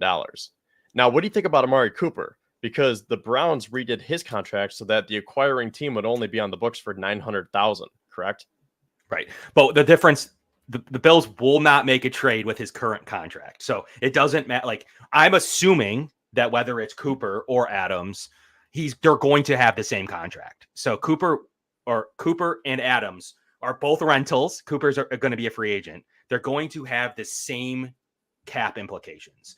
So the Bills can't make the trade without that. So I can't even assume. So maybe if Brandon Beane did make the call, it isn't about, hey man, you want a second, you want a third, you want a fourth. It's more about like, how much money are you willing to eat of the contract? Oh, you're willing to eat it? All right, let's have a conversation. You're not? Okay, click. I think that's more what the conversation is over, like talking about like second round pick, third round pick, fourth round. Like if they'll say yes, like I'm going to eat the contract, I think then the Bills go back to their team and they hear what's going on in terms of like draft compensation. So I think that's how you would handle it. But to your point with Cooper, he's a rental. He's only going to make $1.2 million. It would only cost you $900,000 the rest of the year. No different than any other veteran on your roster. And that's how it would be with Adams too. The difference is the cost, the most likely cost of compensation of a draft choice for the rental. But I think they're both rentals, to answer your question. Either way, neither of them are seeing next year. And the $33 million that Adams is owed is not actually owed. Look at that as non-existent. No one's paying that. Like, it's not actually a piece of a contract. Like, there's no future money owed to Davante Adams. So what would the difference be? Let's say that the Bills were to trade for Amari Cooper, or they were to trade for Davante Adams. How much would they be paying that player? How much would they count for on the cap for the 2024 season then, after you're saying that you can kind of restructure these deals and not have to pay it all in full? So say that again. So how much are the Raiders on the hook for the Bills? No. So I guess we'll start with Amari Cooper. So I was just saying okay. The acquiring team would only have to pay $900,000. And then with Adams, it would be $13 million starting now, but then that decreases. So I guess from a salary cap perspective, because you're saying that there's these different ways of the different cap ramifications of kind of reworking the deal.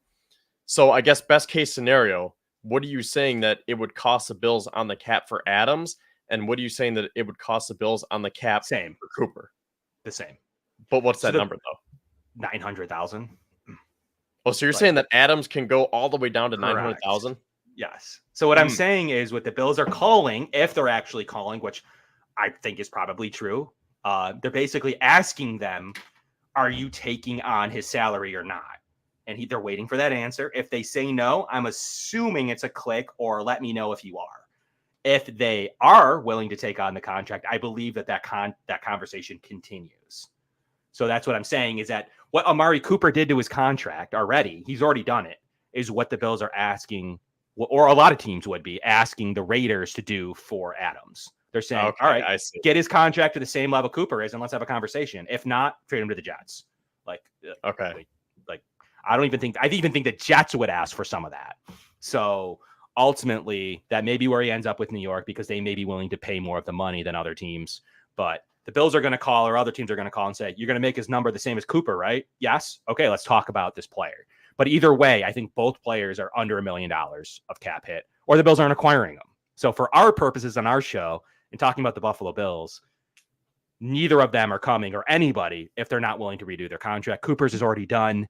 Their Bills would ask for Adams to restructure his contract to be paid up front, and then the Bills will take the rest of the contract, which is base salary of minimum contract. Okay, so we talked about the financial side. So clearly there is a route to acquiring one of these wide receivers here that we're talking about, between Davante Adams, Amari Cooper, or maybe there's a third option. You mentioned Cooper Kupp, or Brandon Ayuk already got signed, so that's kind of out of the window at this point. But I want to talk about it from a football perspective, from a schematics perspective, because again, as great as it would be to have Davante Adams, right? If you're going to say, do you want Davante Adams lined up out wide or Mac Hollins? Everyone in their right mind is going to say Davante Adams. But Okay. if the Bills decide that they don't want to get Adams or Cooper and they say, you know what, we're going to stick with our philosophy because just because we got blown out to the Ravens doesn't mean we're going to have to abandon what we've been telling our team, our organization, our fan base for the past 7 months about how we run our offense. I think that there's a bigger problem here, and that is they are not getting the production from the bottom half of their receiving core.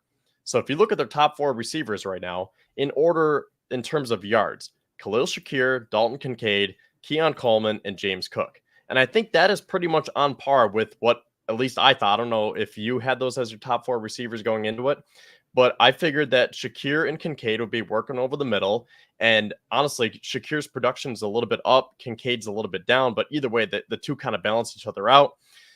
Keon Coleman, he's pretty much doing what I expected. He's going to be that run blocking wide receiver, the big body, contested catch, go down the boundary, red zone target. Not going to be that flashy Stefon Diggs wide receiver 1 yet. I'm not saying he's never going to be, but that's pretty much what I expected Coleman to be, to use his basketball skills to his advantage while he gets acclimated to the NFL.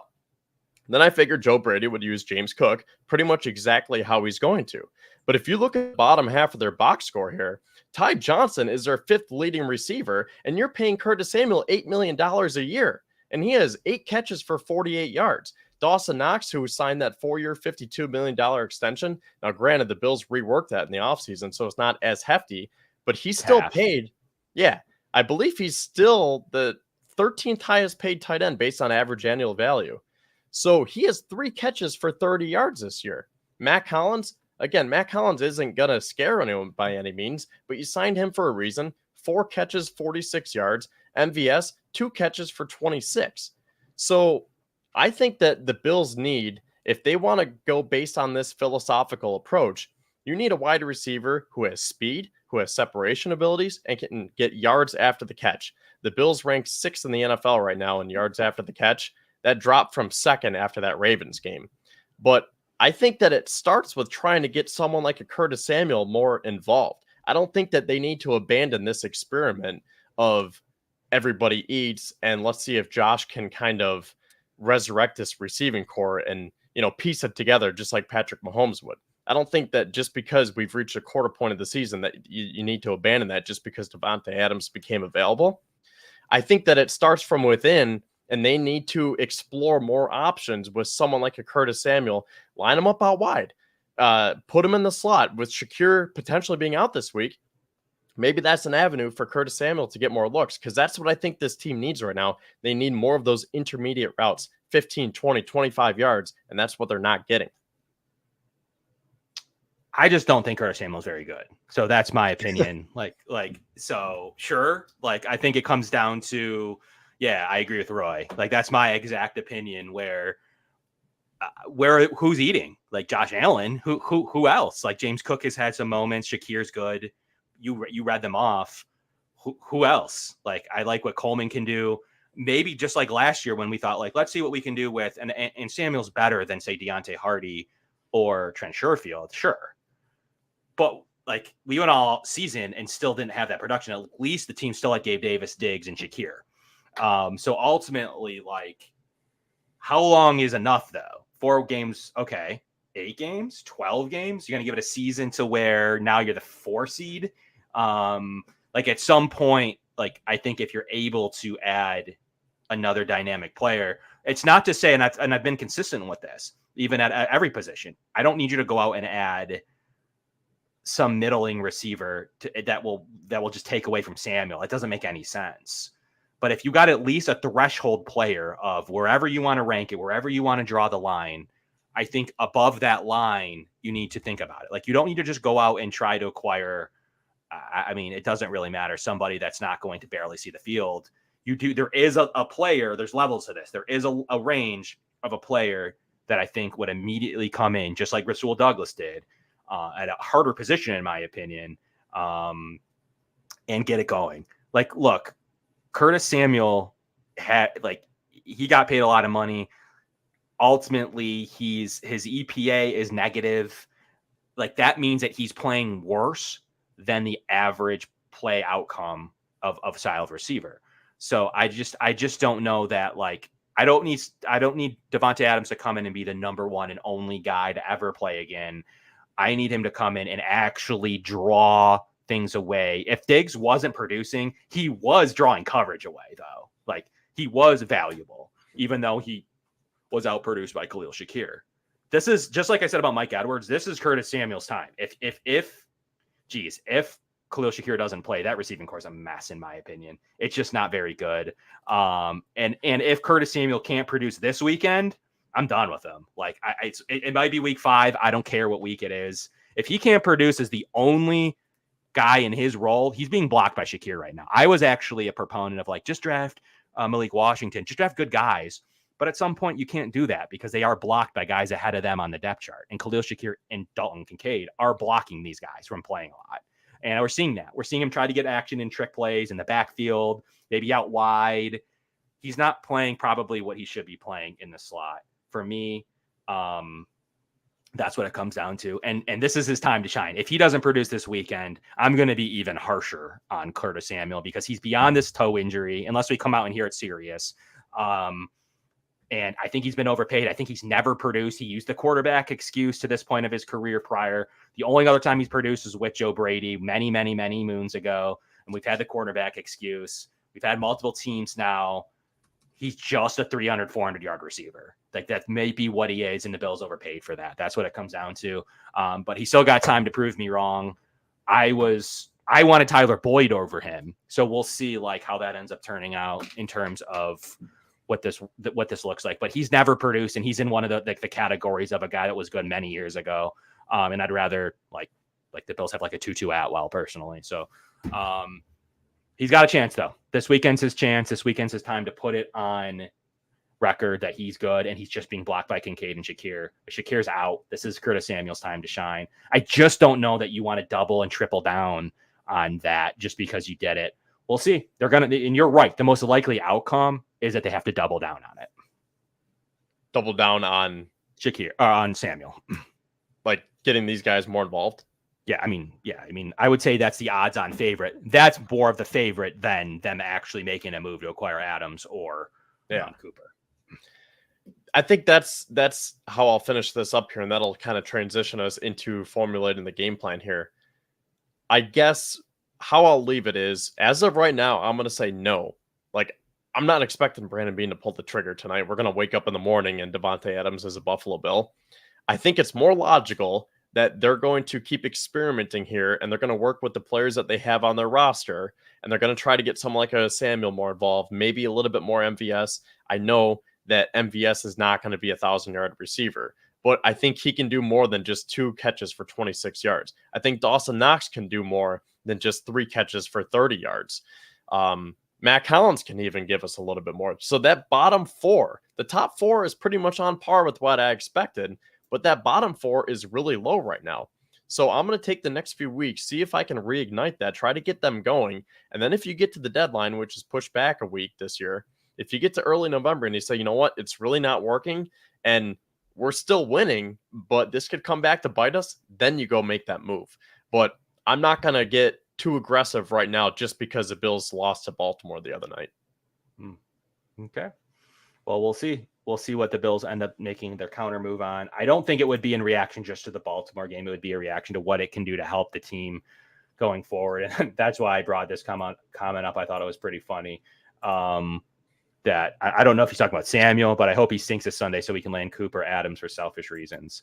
I want the Bills to win. I'd rather him be good and then not do this. But ultimately, I like what I see from Shakir.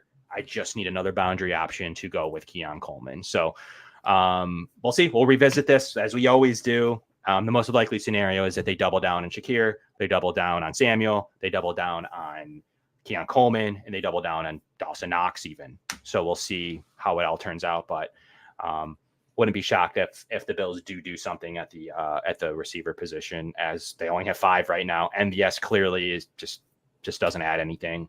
That I think is true. I had hope for MVS. I was a little more down on Samuel. I thought MVS could have a role. They don't use him. And the fact of Matt Collins getting 70% of the receiver snaps, the number one player on the team with receiver snaps as a decoy, that's not good enough for me, Kevin. I can't have a decoy getting 70% of the snaps.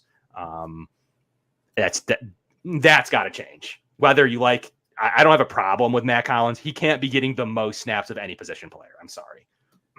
No, he can't. And again, I'm not saying that these guys like MVS and Curtis Samuel could and should be 1,000-yard receivers, but they've had multiple seasons with much lesser quarterbacks. Maybe not MVS because he played with Mahomes and Aaron Rodgers, but you take a look at Curtis Samuel, some of the quarterbacks that he played with, and he's put up 800-900 yards. MVS has put up 600 or 700 yards multiple seasons. So just to look at MVS's stats here, his first year with the Packers, 38 catches, 581 yards, 2 touchdowns. 2020, that was one of his best years. Actually, that was his best year. 690 yards and 6 touchdowns. 2022 with the Chiefs, 687 and 2 touchdowns. So, like, if you can get him to at least 500 or 600 yards, okay, great. Like, that's pretty much what you signed up for. But 2 for 26 in 4 games? Like, for that matter, why is KJ Hamler not in the lineup then? Right? Couldn't KJ Hamler do that? Tyrell Shavers? Any of these guys on the practice squad? Yeah, for sure. So I don't know. I just don't get the usage. Well, we'll check back in on that. We'll wrap the show up, though, with your game plan, specifically to what you think the Bills will do in this Texans game. We'll go back to the Texans real quick. There is a game on Sunday. We'll revisit this receiver conversation as needed. But let's see how the Bills need to beat the Texans. What should their game plan be like based on what you heard from Ruben and elsewhere? What are you thinking for this Sunday at 1 p.m.?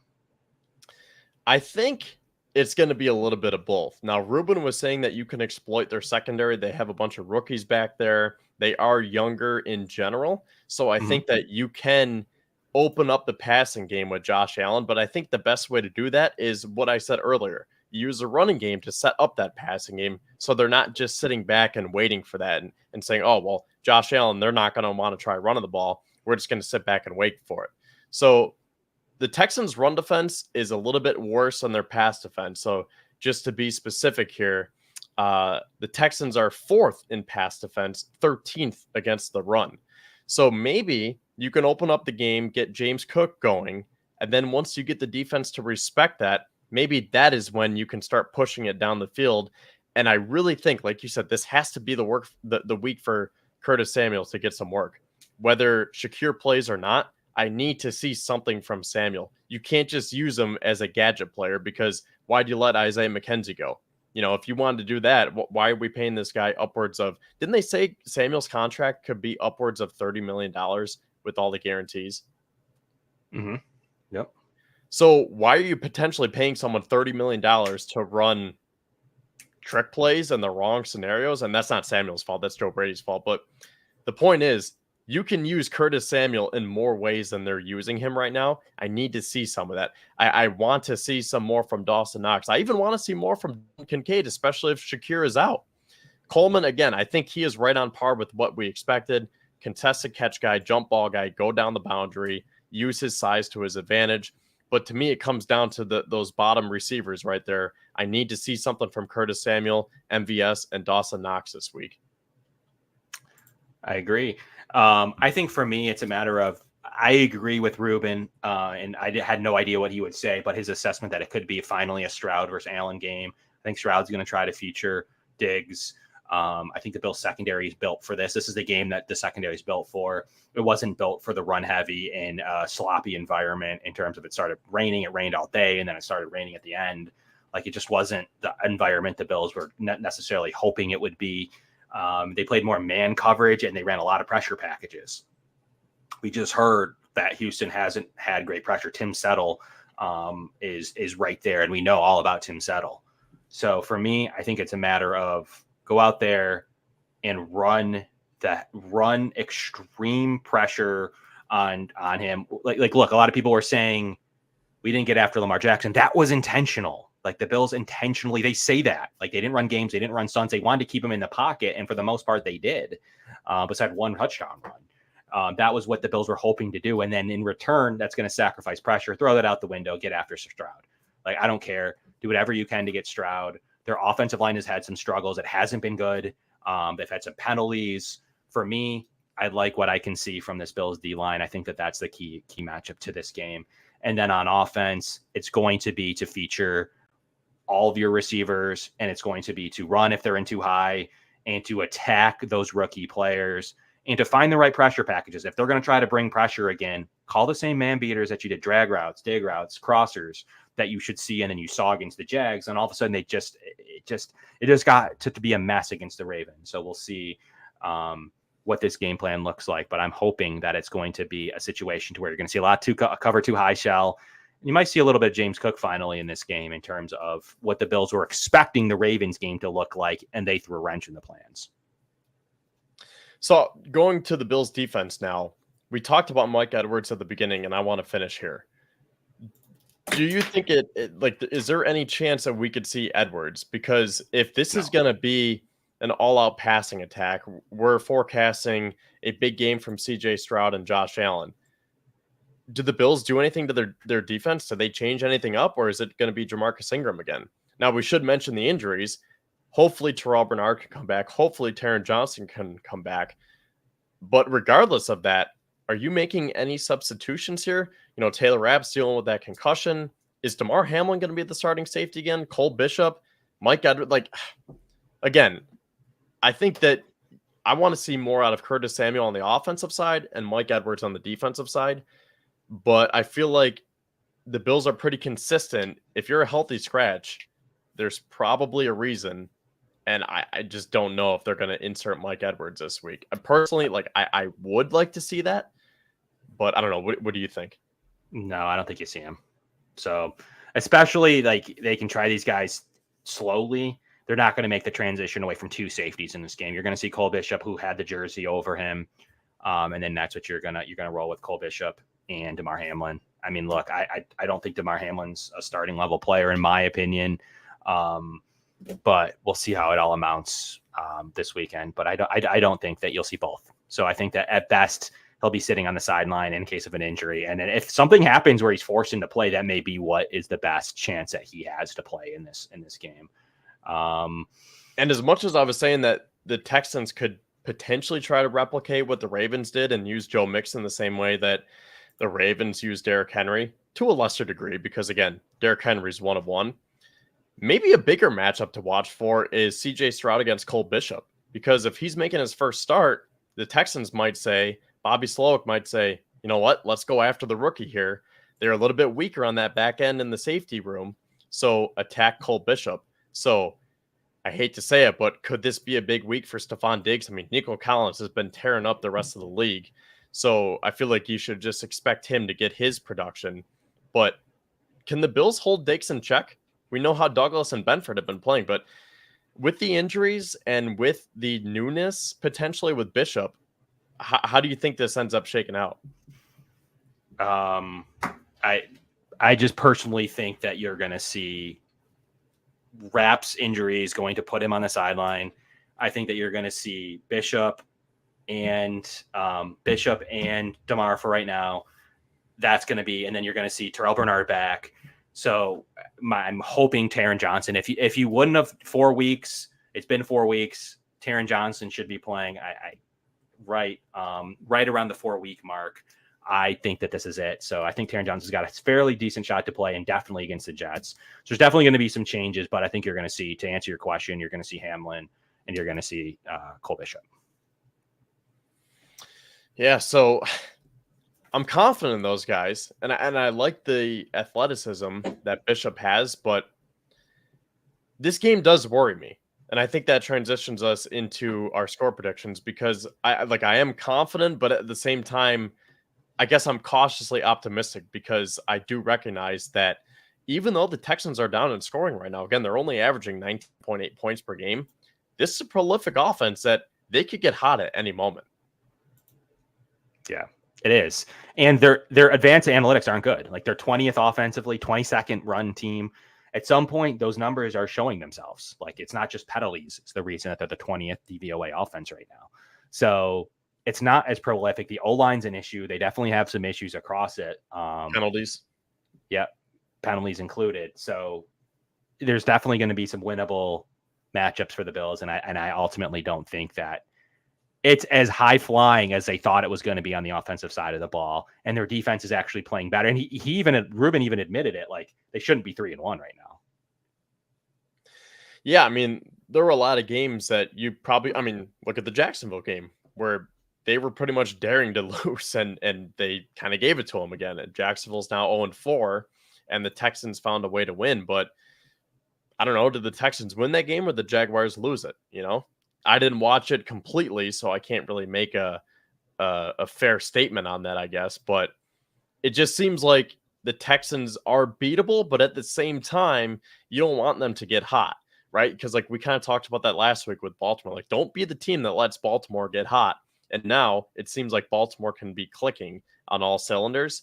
You don't want that to be the same here this week with Houston, where it's like, like they're 3-1, but they've been playing kind of iffy. Oh, well, we just kind of found our stride in week 5 against Buffalo. Yep, there we go. Time for score predictions, Kevin. Bring us in. What are you thinking happens in this game? Okay, so I understand that this is a tough stretch for the Bills, and they started 3-0, and maybe that was a little bit better than some of us were thinking. So I'm going to say that as much as we don't want them to lose, they can afford to lose one of these next two. They would be 4-2 going into week 7 facing Tennessee, who is really not that good. So they could drop this game. I think the Texans can definitely beat them, but I'm going to stay on the optimistic side, and I'm going to say the opposite. I'm going to say 27-24 Buffalo. Ruben said 27-24 Houston. I'm going to say that this is a week that Tyler Bass gets back on track and has a big kick, and the Bills win to go to 4-1. There you go. And indoors, you shouldn't see as many issues for Bass, hopefully, in this game. But I got 30-23 Buffalo. I think this is the elements that Josh Allen likes. He playing indoors. I've been predicting unders. I've been hitting on some of them with the Bills. I think this is a day that the Bills hit the 30 points. They get 30 right on the nose, 30-23. You're going to have some big Bills red zone stops. You're going to stop them on 4th down to win. And that's what I have in terms of this specific game. And I think that their offense just isn't ticking on all cylinders. You have Joe, they can't run the ball at all, which makes them one-dimensional, and that's been a huge issue. It's like the opposite of the Ravens. They're like the opposite.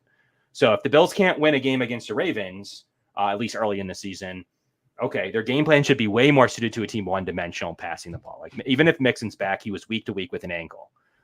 He's going to be limited. Their backup, Bernard Pierce, is hurt. And then behind that is Cam Akers. That's it. So that's how it's going to end up going for me. And they're too one-dimensional. This is a game plan that the Bills generally do well against. Kind of reminds me of those one-dimensional Seahawks teams of the past with Russell Wilson, where Sean McDermott did well against. So that's kind of where I'm. And then the Cowboys last year, they're too one-dimensional. I think the Bills will be able to shut down and make CJ Stroud commit an error. That's the best point, is that I think they're a one-dimensional pass team, and it's hurting them a lot. Yeah, that's a good point, because I think McDermott does better when you can just focus on that one side of the ball, where they say, okay, Stroud wants to pass on us. Okay, we're just going to deploy our dime packages, and we're going to call it a day. And that's when the Bills are probably playing their best. When it's the opposite, and you have a thumper for a running back like last week, that's probably when they're at their worst.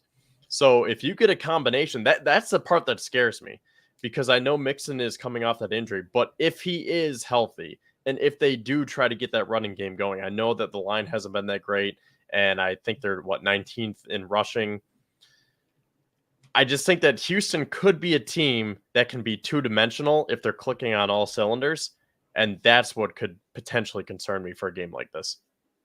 Yeah, they have the potential. Any team ticking on all cylinders with both sides of the ball is going to be a problem for anybody. So sure, like, I do agree, but the numbers would show, the eye test, the film, whatever thing you want to pull from would show that they're one-dimensional. And for the near future, teams have been able to defend against that, including this bad Jags team. Even though Stroud threw for a ton of yards, they still should have lost. So they did get blown out against the Vikings. They did struggle early on too. So Indy put up a fight. So I don't necessarily think that it's just a gimme for this Texans team who hasn't really been overly threatened. The Vikings game, they got blown out. So I think they're too one-dimensional, and that's how they're built with that O-line issues. They barely beat the Bears. I mean, I'm not overly concerned that they're going to have all of their things in a row for this specific game in Week 5. So with that, we both have the Bills going to 4-1 then. Yeah, we do. And then into a much larger Jets game. It really is a very large Jets game next week, where they can take a commanding lead in the division with no real threat, or they could be in a world of hurt if they happen to drop 3 straight. And they could be they could be in a real pressure situation, or conversely, they could be in with the Jets playing the Vikings. It could be the opposite. The Bills win 2 straight. The Jets lose 2 straight, and they're basically all alone in first. So there's a multitude of scenarios that could happen over the next 10 days to 11 days into Monday Night Football against the Jets. We'll have a special Jets guest on for sure. And then obviously with the Von Miller suspension for 4 games, it has been reported just while we were on air that it was from that incident stemming back from the past. So they did determine that that's 4 game for, even though there was no charges for the personal conduct policy. And the Bills then went and signed a big thumping defensive tackle with the Austin Johnson injury, 6'6" guy with about an 8 RAS in Zion Logue, a guy I'm pretty interested in seeing, who had really good reviews out of Atlanta, was drafted in the 6th round just this year. They stashed him on their practice squad, and it was said to be NFL ready. So I'm excited to see him play as he is. That Zion has been. Yeah, there we go. John saying I would like to see Zion do well. He is a guy that will be getting a jersey if Austin Johnson is unable to go. And the Bills, look, they made a market correction, went out and signed a guy right away that could be a true one-tech against the run, future one-tech against the run. It was probably a guy they had scouted pretty highly in the 6th round, and they went with Grable instead. Well, Grable actually went after Zion did, so they were considering all of their players. I would imagine he scored out well for a potential in the 6th round. So they're probably happy to have him on their roster. So after one game, they went out and made a move for a one-tech nose run-stopping defensive tackle. So they have already done something there in terms of from that game plan. We'll see if they do anything on the offense. And we'll be back at you. We'll run anything that comes out. If anything comes out with the Bills more serious than anything that's going on, whether it's today, tomorrow, next week, we'll run a live show. But from Kevin and Kevin, we really appreciate everybody tuning in here tonight for 2 hours. We'll be right back at you, talking about this game as always and breaking down the Jets game and whatever else we have in store. Hopefully we're talking about some more wide receiver talk, but we'll see you guys next week. Kevin and Kevin, we'll be back at you same time as always. Go Bills.